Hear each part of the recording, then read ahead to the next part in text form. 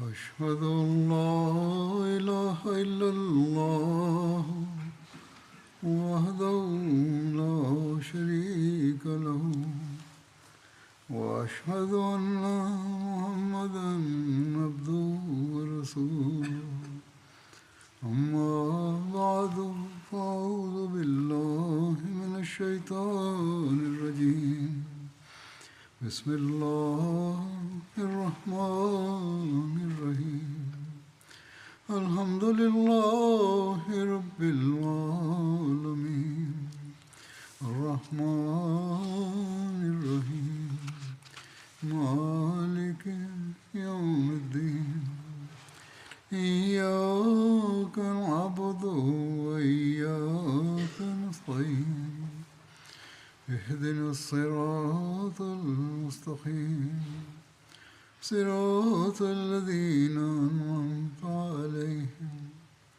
غير المغضوب عليهم ولا الضالين.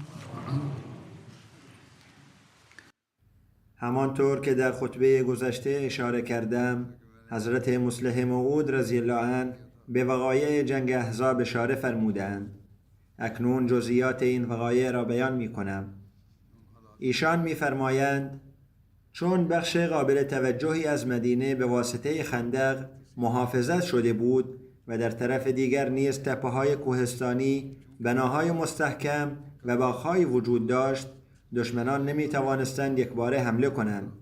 بنابراین آنها پس از مشورت به این نتیجه رسیدند که کافران تصمیم گرفتند قبیله یهودی سوم که هنوز در مدینه باقی مانده بود به نام بنی غریزه را به خود ملحق کنند و از این طریق راهی برای نفوذ به مدینه بگشایند.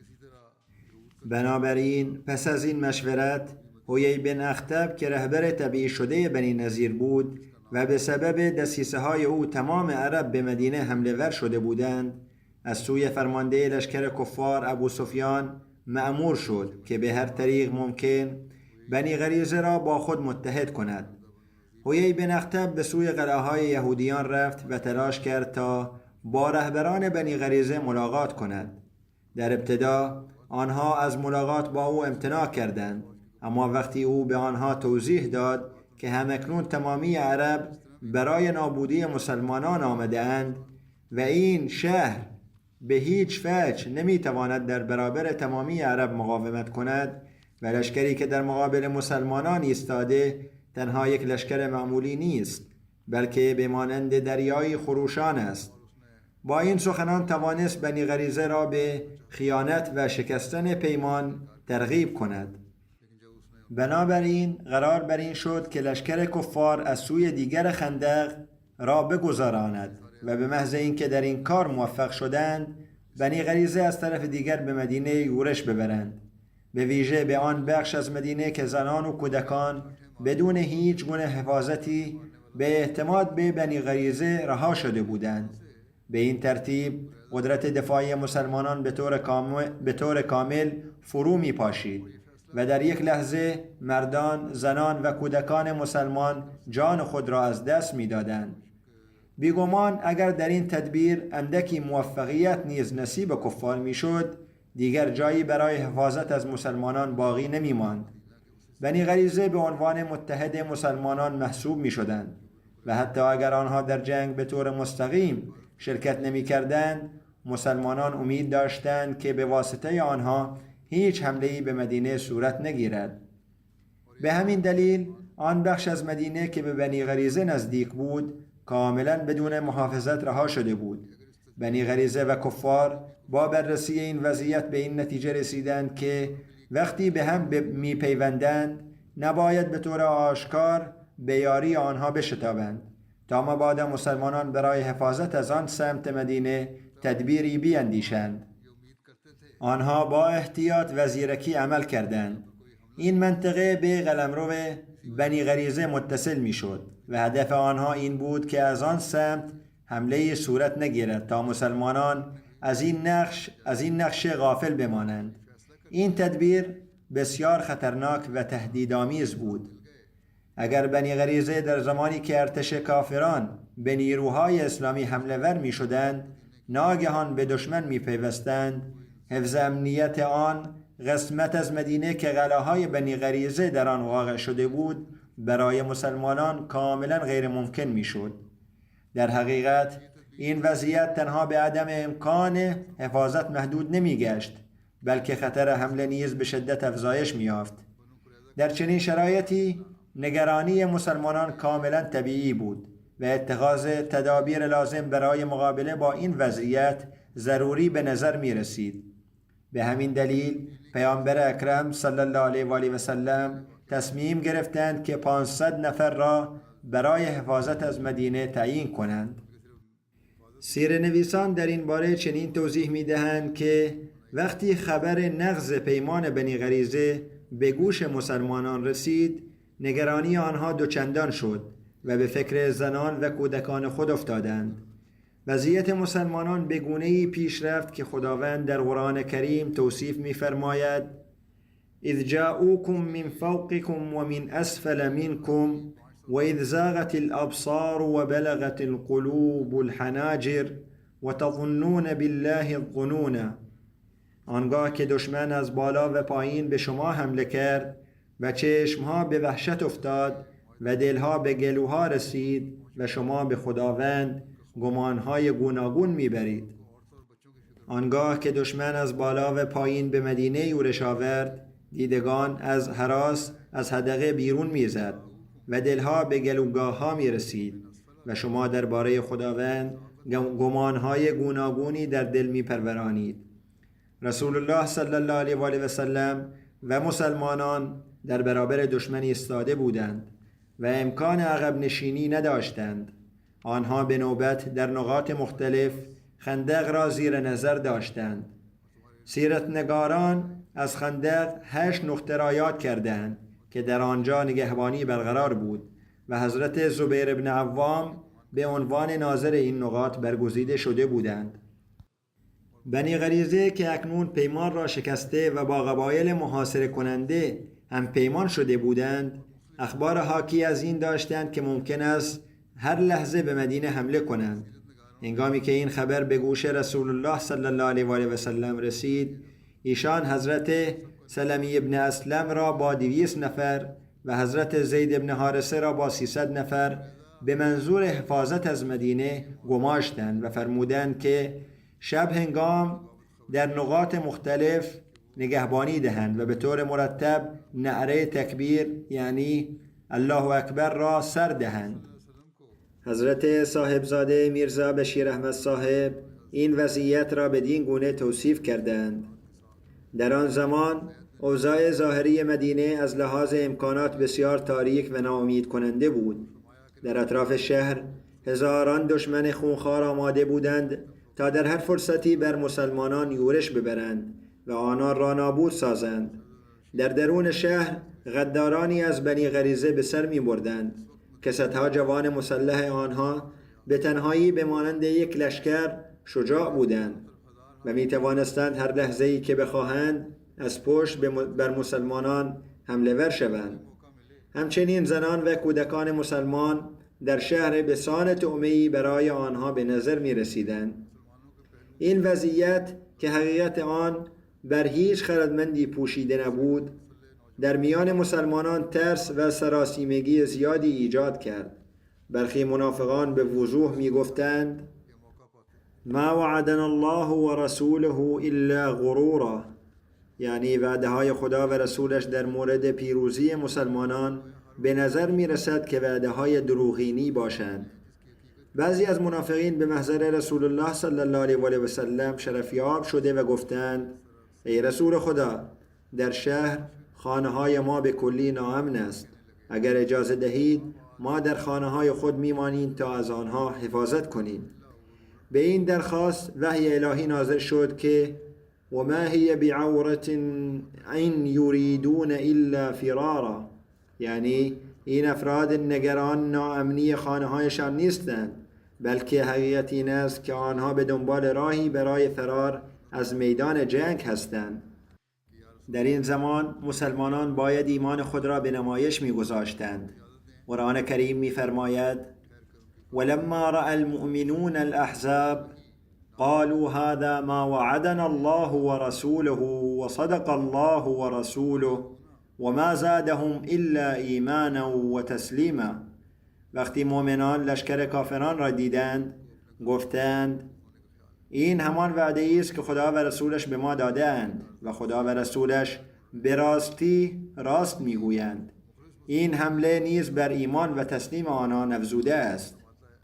اما احساس خطر و پیچیدگی وضعیت برای همه آشکار بود. خداوند می‌فرماید اذ جاءوكم من فوقكم ومن اسفل منكم وإذ زاغت الأبصار وبلغت القلوب الحناجر وتظنون بالله الظنون. به یاد آورید که لشکر کافران از بالا و پایین به شما هجوم آورد وقتی که در اضطراب چشمانتان وحشت زده شد و دلها به گلو رسید و شما در مورد خداوند متعال مختلف گمانها داشتید.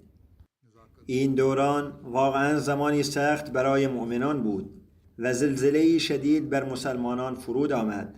در چنین وضعیت خطرناکی جماعت کم جمعیت مسلمانان که شامل برخی افراد ضعیف النفس و منافقین نیز بود چه مقاومتی میتوانست داشته باشد؟ آنها حتی به اندازه کافی نیرو نداشتند که در نقاط ضعف به خوبی پاسداری کنند. از سوی دیگر به دلیل خیانت بنی غریزه تقویت پاسداری از کوچه ها و خیابان های شهر برای حفاظت از زنان و کودکان ضروری بود. سربازان کافر هر گونه تلاشی می کردند تا مسلمانان را در هر جنبه‌ای نگران کنند. گاهی آنها به یک نقطه ضعیف یورش می بردند و مسلمانان برای حفاظت از آنجا گرد هم می آمدند. سپس ناگهان به نقطه دیگری حمله می کردند و مسلمانان بیچاره به سرعت به آنجا می رسیدند. گاهی نیز آنها به طور همزمان در 2، 3 یا 4 نقطه حمله می کردند که این امر باعث می شد جماعت مسلمانان پراکنده شود و بعضی اوقات اوضاع به شدت خطرناک می شد و نزدیک بود لشکر کافران از نقطه ضعیفی وارد شهر شوند. این حملات معمولاً با تیراندازی مسلمانان پاسخ داده می شد، اما گاهی اوقات یک دسته از کافران با تیراندازی به مسلمانان آنها را در عقب نگه می داشتند و دسته دیگری به سوی نقطه ضعیف یورش می بردند. این روش جنگ از صبح تا شب ادامه داشت و برخی اوقات حتی در بخش‌هایی از شب نیز ادامه می یافت. در تاریخ آمده است که در مقطعی رسول الله صلی الله علیه و آله و سلم در مورد صلح با قبیله غطفان از صحابه به ویژه انصار پرسش کردند. حضرت میرزا بشیر احمد صاحب در توضیح این موضوع نوشتند این ایام برای مسلمانان روزهای دشوار مملو از اضطراب و خطر بود و با طولانی تر شدن محاصره قدرت مقابله مسلمانان به طور حتم ضعیفتر می شد.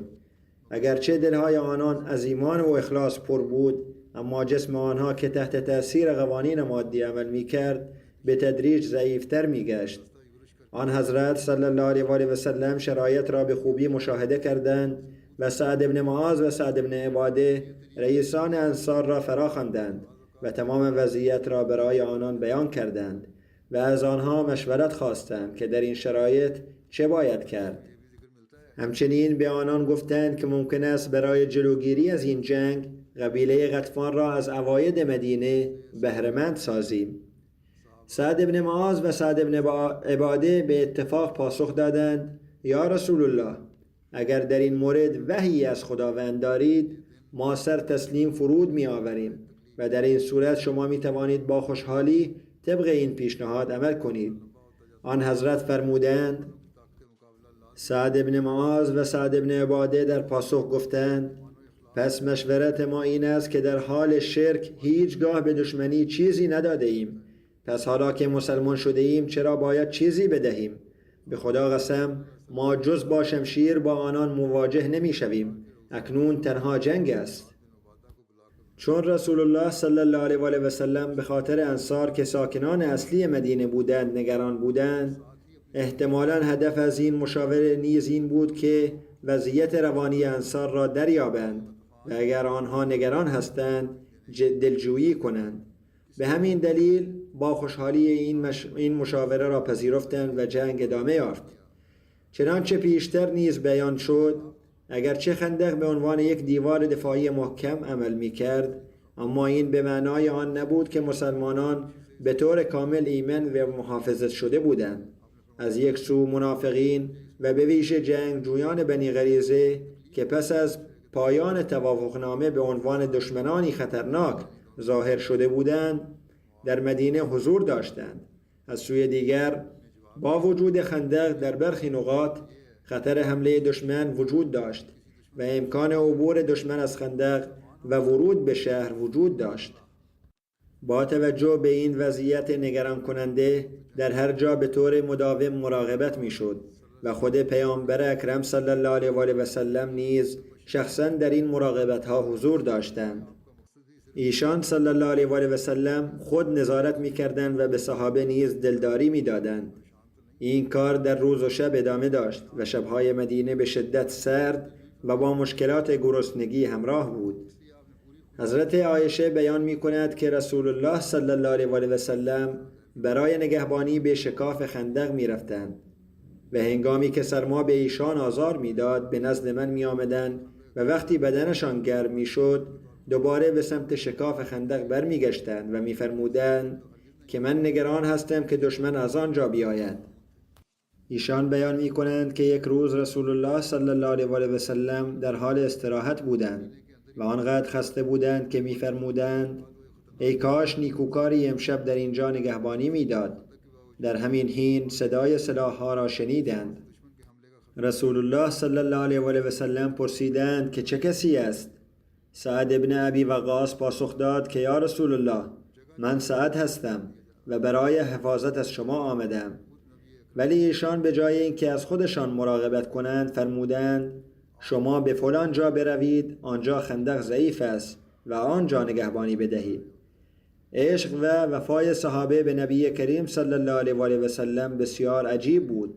آنان چگونه جان خود را فدای ایشان می کردند، در حالی که رسول الله صلی الله علیه و آله و سلم همواره دیگران را بر خود ترجیح می دادند. ایشان با شجاعت تمام نگران اهل مدینه بودند و برای این منظور خود را در بسیاری از نقاط حاضر می کردند. حتی زمانی که به ظاهر برای استراحت به خیمه می آمدند، بخش عمده‌ای از وقت خود را در سجده و دعا در حضور خداوند می گذرانیدند.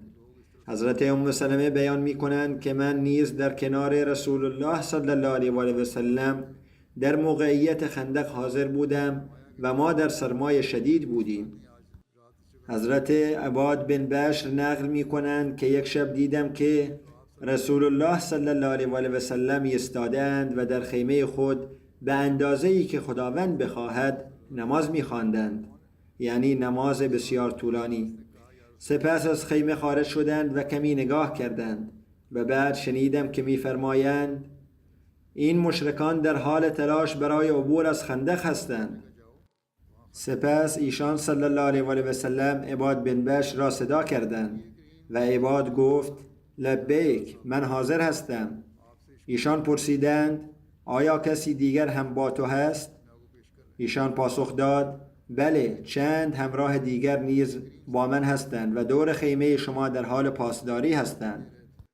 ایشان فرمودند همراهانت را ببر و دور خندق بگردید. این مشرکان در حال گشت زنی دور خندق هستند. آنان میخواهند در غفلت شما به شما حمله کنند. سپس فرمودند اللهم فادفع عنا شرهم وانصرنا عليهم واغلبهم فلا يغلبهم احد غيركم. ای خدا، شر آنها را از ما دور کن و به ما در مقابل آنان یاری فرما و آنها را مغلوب کن. جز تو هیچ کس نمیتواند آنها را مغلوب کند. حضرت عباد میفرمایند که به خدمت رسول الله صلی الله علیه و آله و سلم برگشتم و دیدم که ایشان در حال نماز خواندن هستند. حضرت ام سلمه میگوید خداوند بر عباد بن بشر رحمت کند. او همیشه در میان صحابه نزدیکترین فرد به رسول الله صلی الله علیه و آله و سلم بود و همواره به پاسداری از ایشان میپرداخت. حضرت مصلح موعود رضی الله عنه میفرمایند پیامبر گرامی صلی الله علیه و آله و سلم به قدری شجاع و دلسوز مسلمانان بودند که در شبهای سرد بارها از جای خود برمیخواستند و به نقاط گوناگون میرفتند تا نگهبانی کنند. حضرت عایشه رضی الله عنها روایت میکنند که هرگاه آن حضرت در حین نگهبانی خسته میشدند و از سرما ناتوان میگردیدند، به آرامی به زیر لحاف میرفتند، اما به محض اینکه بدنشان گرم میشد دوباره به همان نقطه برمیگشتند تا از آن جا محافظت کنند. به دلیل این بیداری های مداوم یک شب کاملا ناتوان شدند و فرمودند کاش در این زمان یک مسلمان مخلص بود تا من با آسایش بخوابم. در همان لحظه صدای سعد بن ابی وقاص از بیرون به گوش رسید. پیامبر از او پرسیدند چرا آمده ای؟ سعد پاسخ داد برای نگهبانی از شما. رسول الله صلی الله علیه و آله و سلم فرمودند من به نگهبانی نیازی ندارم، شما به فلان نقطه بروید زیرا شکاف خندق در آنجا آسیب پذیر است و نیاز به نگهبانی دارد. سعد به آن مکان رفت و پیامبر اکرم صلی الله علیه و آله و سلم در آرامش خوابیدند. در بخشی از این داستان آمده است که شگفت‌آور این است که هنگامی که حضرت رسول الله صلی الله علیه و آله و سلم تازه به مدینه وارد شده بودند و خطرات بسیاری شهر را تهدید می‌کرد، سعد نیز برای نگهبانی آمده بودند. در همان روزها صدای سلاح برخی افراد به گوش آن حضرت رسید و ایشان پرسیدند چه کسی است؟ عباد بن بشر پاسخ داد. حضرت مسیح موعود رضی الله عنه توضیح می‌دهند که نام این فرد به اشتباه عباد بن بشیر ذکر شده است، اما در سیرت حلبیه نام ایشان صحیحاً عباد بن بشر آمده است. در کتاب انوار العلوم نیز این نکته از سیرت حلبیه نقل شده و نام عباد بن بشر به درستی ثبت شده است. این توضیح از آن جهت بیان می شود که گاهی برخی افراد نامه‌ای می نویسند و یادآوری می کنند که در جای دیگر این نام به گونه‌ای متفاوت نوشته شده است و پرسش می کنند که حقیقت چیست. اما باید دانست که نام اصلی عباد بن بشر است و ممکن است اشتباهی در نگارش رخ داده باشد یا حضرت مسیح موعود رضی الله عنه به اشتباه این نام را ذکر کرده باشند. به هر حال ایشان می‌فرمایند که عباد بن بشر پاسخ داد من عباد بن بشر هستم. رسول الله صلی الله علیه و آله و سلم پرسیدند آیا فرد دیگری همراه توست؟ او پاسخ داد گروهی از صحابه برای نگهبانی خیمه شما آمدند. رسول الله صلی الله علیه و آله و سلم فرمودند در حال حاضر مشرکان در تلاشند تا از خندق عبور کنند. به آنجا بروید و با آنها مقابله کنید و خیمه را رها کنید. در این جنگ داستان شجاعت حضرت صفیه نیز جلوه‌گر شد. در جزئیات این واقعه آمده است که همسران پاک رسول الله صلی الله علیه و آله و سلم و عمه‌اش حضرت صفیه بن عبدالمطلب به همراه دیگر زنان در قلعه‌ای به نام فارع بودند. یعنی همسران آن حضرت، عمه‌اش و سایر بستگان و زنان مسلمان دیگر نیز در آن قلعه حضور داشتند و حضرت حسان بن ثابت به عنوان نگهبان آنجا تعیین شده بودند. هنگامی که بنی غریظه خیانت خود را آشکار کردند، یهودیان نیز به هر طریقی در تلاش بودند تا به مسلمانان آسیب برسانند. حضرت صفیه عمه رسول الله صلی الله علیه و آله و سلم روایت می کنند که یک بار 10 نفر از یهودیان اطراف قلعه ما در حال گشت و گذار بودند. گویا به دنبال فرصتی بودند که ببینند چه زمانی و چگونه می توانند وارد قلعه شوند. در این هنگام یکی از یهودیان بسیار به دیوار قلعه نزدیک شد. من او را زیر نظر داشتم و به حسان گفتم ای حسان برو و با این یهودی مقابله کن. او پاسخ داد ای دختر عبدالمطلب به خدا سوگند تو می‌دانی که من چنین توانایی ندارم. اگر من این شجاعت را داشتم همراه رسول الله صلی الله علیه و آله و سلم به میدان جنگ می رفتم. حضرت صفیه می فرمایند وقتی حسان این حرف را زد من خودم از قلعه پایین آمدم و یک چوب برداشتم. آن را به شدت بر سر مردی که دور قلعه میچرخید زدم تا جایی که سرش شکسته شد و او در همان لحظه جان باخت. سپس به داخل برگشتم و به حسان گفتم بیا پایین و وسایل او را جمع کن، یعنی هرچی از او باقی مانده را به عنوان غنیمت بردار. حسان گفت ای دختر عبدالمطلب، من به وسایل او نیازی ندارم. من پاسخ دادم سر او را ببر و آن را به سوی یهودیان بنداز تا بترسند و دیگر به اینجا نیایند. حضرت حسان گفت من این شجاعت را ندارم. بنابراین حضرت صفیه خود سر آن مرد را برید و آن را از دیوار قلعه به سوی یهودیان پرتاب کرد. این کار باعث شد که یهودیان بترسند و بگویند ما می‌دانستیم که محمد صلی الله علیه و آله و سلم زنان را تنها نمی‌گذارد. حتما محافظانی در اینجا حضور دارند. سپس آنها از آنجا فرار کردند. وقتی رسول الله صلی الله علیه و آله و سلم از این ماجرا آگاه شدند، برای حضرت صفیه بخشی از غنیمت مقرر کردند، همانطور که برای مردان تعیین میشد. حضرت میرزا بشیر احمد صاحب در سیرت خاتم النبیین چنین می نویسد: در آن زمان وضعیت زنان و کودکان در شهر بسیار حساس و نگران کننده بود، به طوری که رسول اکرم صلی الله علیه و آله و سلم آنان را در بخشی خاص از شهر که شبیه یک قلعه مستحکم بود گردآوری کردند.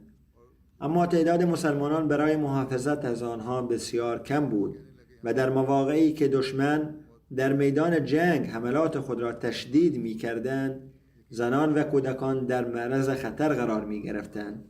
تنها تعداد محدودی از مردان که به دلایلی قادر به حضور در جنگ نبودند باقی می ماندند.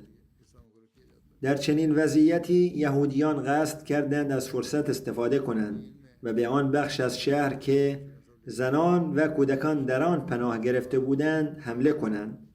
به همین منظور آنها یک نفر از خودشان را برای جاسوسی به آن منطقه فرستادند. در آن زمان تنها یکی از صحابه به نام حسان بن ثابت که به دلیل ضعف جسمانی قادر به شرکت در جنگ نبود، در کنار زنان حضور داشت.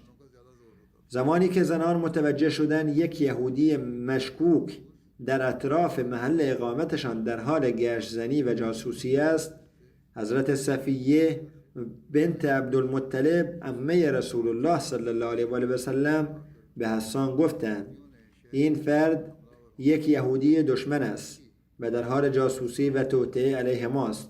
او را بکش تا نتواند نقشه دیگر علیه ما ترتیب دهد. اما حسان بن ثابت به دلیل عدم توانایی این کار را نکرد. در نتیجه حضرت صفیه شخصا وارد عمل شدند و با آن یهودی مقابله کردند و او را از پای درآوردند. پس از آن پیشنهاد شد که سر این جاسوس یهودی را بریده و به سمتی پرتاب کنند که یهودیان جمع شده بودند تا آنها نتوانند به مسلمانان حمله کنند و فکر کنند که در اینجا مردان کافی برای دفاع از زنان وجود دارند. این تدبیر مؤثر واقع شد و یهودیان با ترس و وحشت عقب نشینی کردند. حضرت مصلح موعود رضی الله عنه در این باره می‌فرمایند بنی غریظه در انتظار فرصتی بودند تا بدون آنکه مسلمانان متوجه شوند به مدینه وارد شده و زنان و کودکان را به قتل برسانند.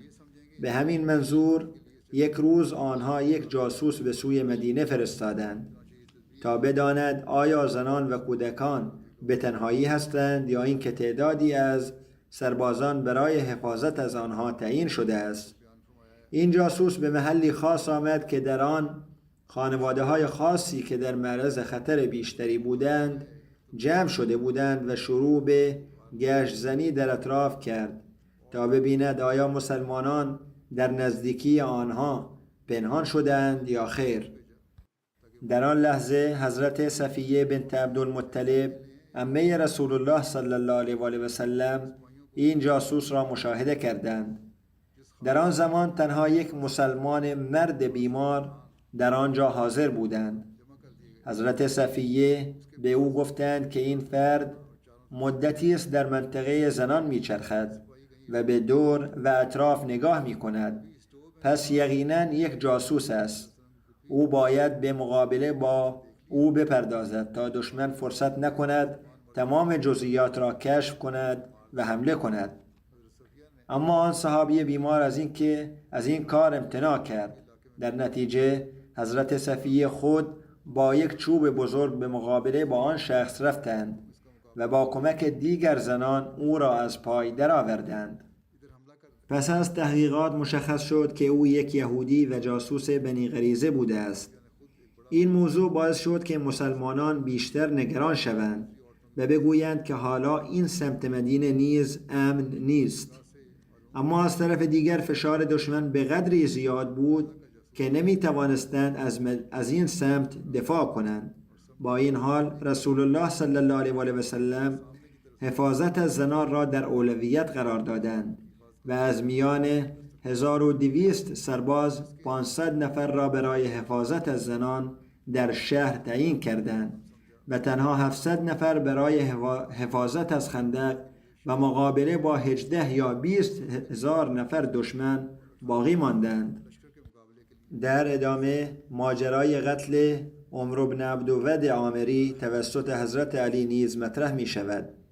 جزئیات این ماجرا از این قرار است که وقتی لشکر کافران مدینه را محاصره کردند، رؤسای آنان بر این امر توافق کردند که به صورت مشترک حمله کنند و به دنبال یافتن نقطه‌ای تنگ در خندق بودند که بتوانند سواران خود را به رسول الله صلی الله علیه و سلم و یارانش برسانند.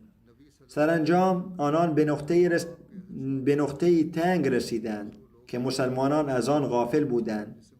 اکرمه بن ابو جهل، نوفل بن عبدالله، زرار بن خطاب، حبیره بن ابی وهب و عمرو بن عبدود از آن نقطه خندق عبور کردند. عمرو بن عبدود به حدی شجاع بود که در عرب به اندازه 1000 مرد به حساب می آمد. او در جنگ بدر زخمی شده بود و به همین دلیل نتوانسته بود در جنگ احد شرکت کند. او قسم خورده بود که تا زمانی که رسول الله صلی الله علیه و سلم را به قتل نرساند بر سر خود روغن نخواهد زد. در اینجا واقعی که بیان می شد به خوبی شجاعت و دلیری حضرت علی را نشان می دهد. این واقعه زمانی اتفاق افتاد که عمرو بن عبدود که جنگجویی معروف و شجاع بود مسلمانان را به چالش کشید و از آنها خواست تا با او مبارزه کنند.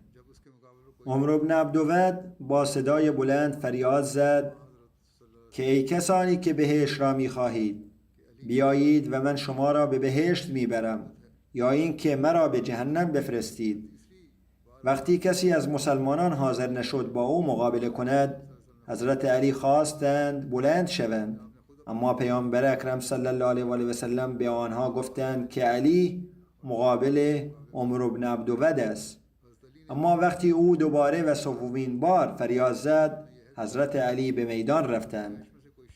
پیامبر صلی الله علیه و سلم عمامه خود را بر سر آنان بستند و شمشیر خود را به آن دادند و با دعا به میدان فرستادند. حضرت علی به عمرو گفتند که شنیدم تو عهد کرده ای که اگر کسی از قریش از تو 2 درخواست کند یکی از آنها را قبول کنی. عمرو پاسخ داد که بله. حضرت علی گفتند پس اولین درخواست من این است که مسلمان شو و پیامبر صلی الله علیه و سلم را بپذیر تا از نعمتهای الهی برخوردار شوی. عمرو گفت که این ممکن نیست.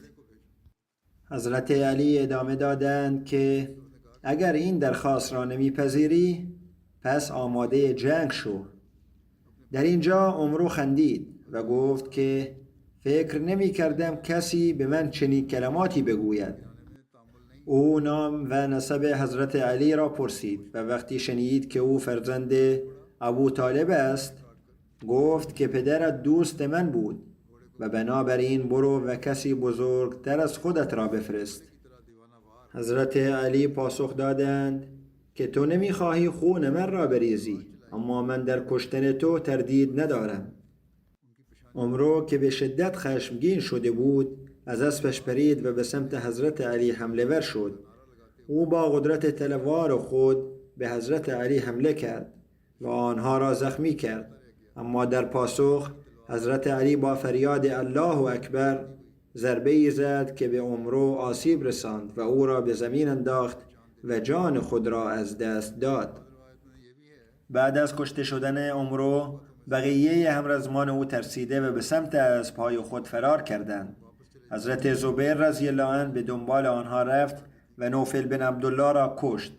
همچنین حبیره بن ابی وهب که شوهر خواهر حضرت علی بود با ضربه‌ای به او آسیب رساند و باعث شد که حبیره با ترس و بدون زره فرار کند، با وجود اینکه او بهترین سوار قریش به شمار می رفت.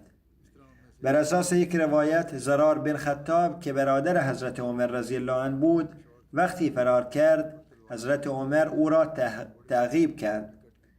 زرار ناگهان ایستاد و قصد داشت با نیزه‌ای به حضرت عمر رضی الله عنه حمله کند، اما او ایستاد و حمله نکرد.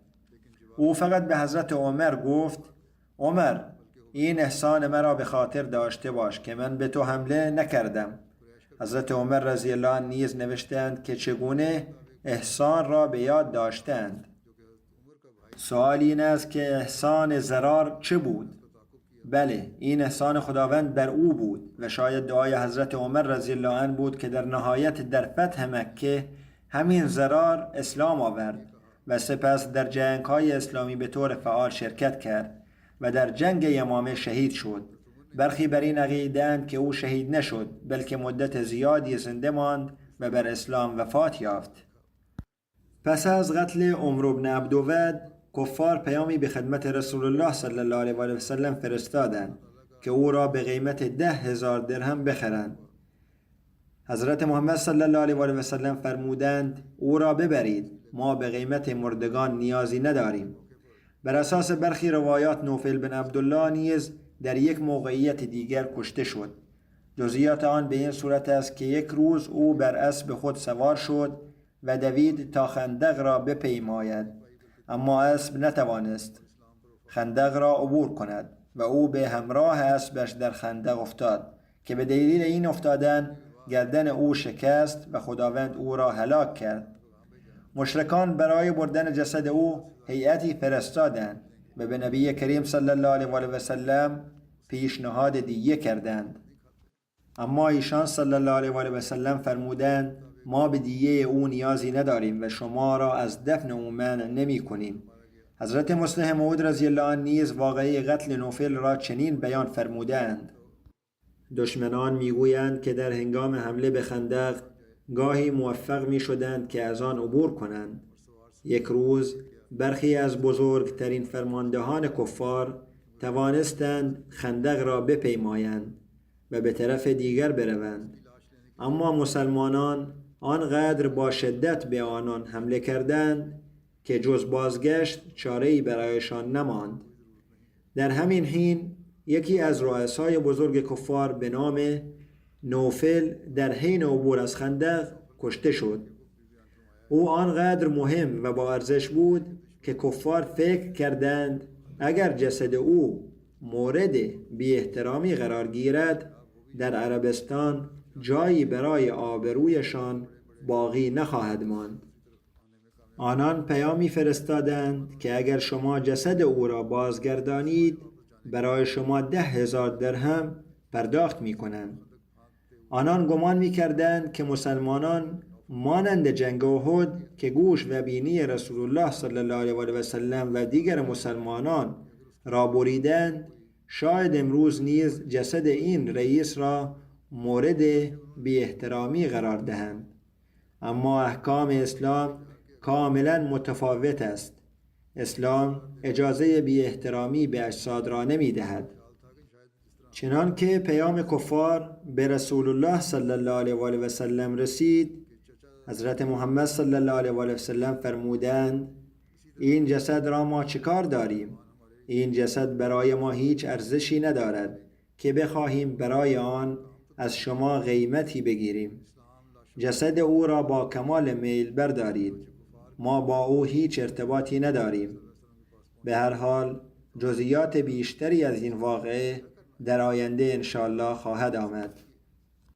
این هفته از امروز جلسات لجنه و انصار نیز آغاز می شود. به هر دوی آنان نیز همانطور که گفتم می گویم که در این روزها به ویژه در دعاها وقت بیشتری بگذارانند و به خواندن درود توجه داشته باشند. خداوند متعال به همه شما توفیق عطا فرماید و تلاش کنید که هدف جلسه را تحقق بخشید، نه اینکه فقط در برنامه‌های تفریحی وقت بگذرانید. خداوند متعال این جلسات را از هر لحاظ با برکت فرماید. آمین.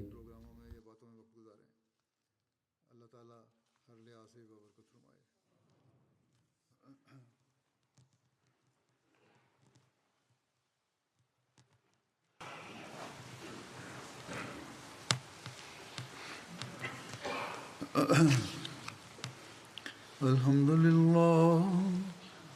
لله نحمده ونستعينه ونستغفره ونؤمن به ونتوكل عليه ونعوذ بالله من شرور أنفسنا ومن سيئات أعمالنا من يهده الله فلا مضل له ومن يضلل فلا هادي له ونشهد أن لا إله إلا الله ونشهد أن محمدا عبده ورسوله.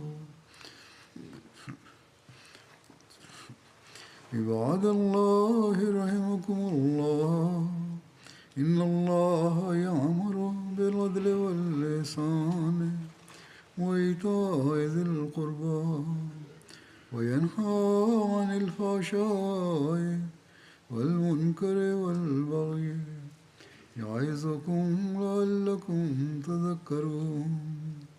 اذكروا الله يذكركم وادعوه يستجب لكم ولذكر الله أكبر.